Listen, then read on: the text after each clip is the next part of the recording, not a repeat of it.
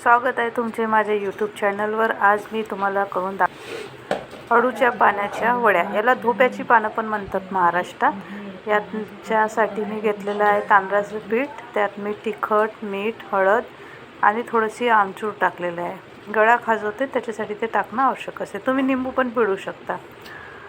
याला चांगलं एकजीव करून टाकलेलं आहे। याला मिश्रण चांगलं फेटून घ्यायचं आहे।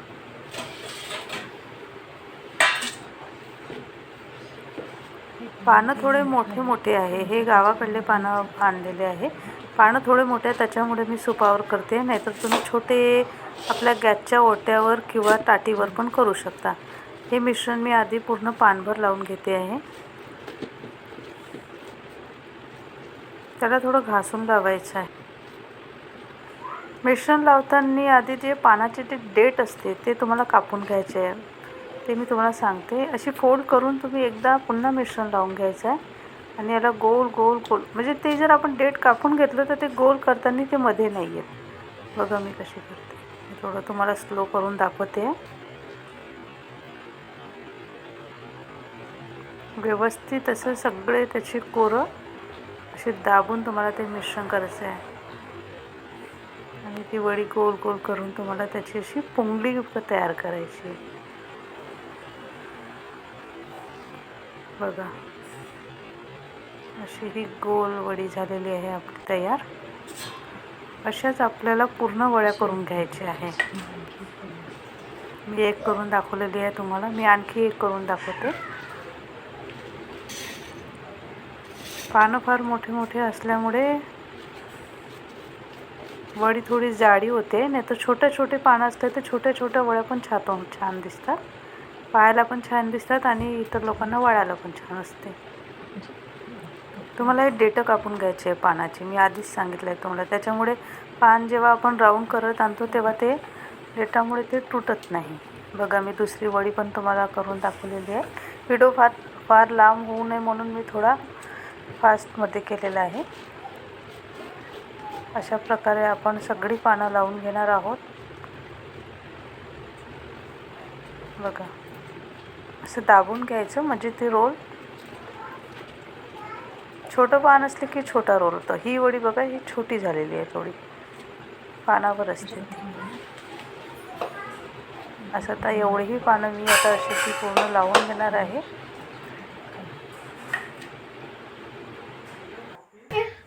बघा आपल्या आता पूर्ण वड्या करून झालेल्या आहे। ह्या मोठ्या वड्या मी थोड्या वेगळ्या केलेल्या आहेत, छोट्या वड्या मी वेगळ्या ताटात ठेवलेल्या आहेत। छोट्या वड्या मी आधीच व्हिडिओ करायच्या आधी मी करून टाकलेलं आहे, ते कसे ठेवले मी तुम्हाला दुसऱ्या व्हिडिओत दाखवते। हे वड्या जेव्हा आपण ठेवून देतो त्यात थोडंसं तिखट, मीठ, हळद टाकून पाणी सोडून द्यायचं आहे। आता मी तुम्हाला सांगते की मी त्या वड्या कशा ठेवल्या होत्या, जे मी थोड्या आधी दाखवलं आहे तुम्हाला। एका गंजात तुम्हाला तेल घ्यायचं आहे आणि तुम्हाला जिरं टाकून थोडं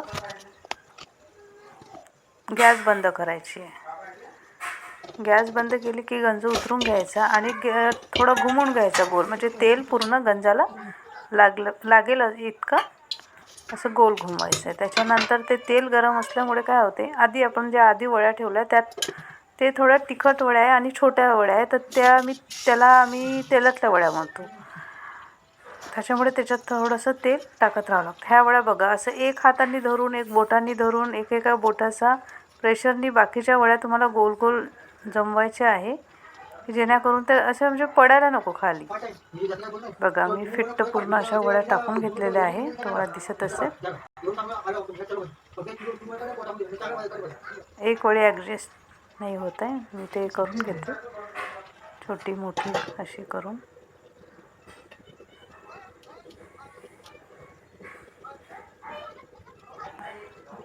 नीटनेटके बसून त्याच्यानंतर हा गॅसवर ठेवायचा आहे तुम्हाला। त्यात थोडंसं पाणी घ्यायचं आहे आणि ते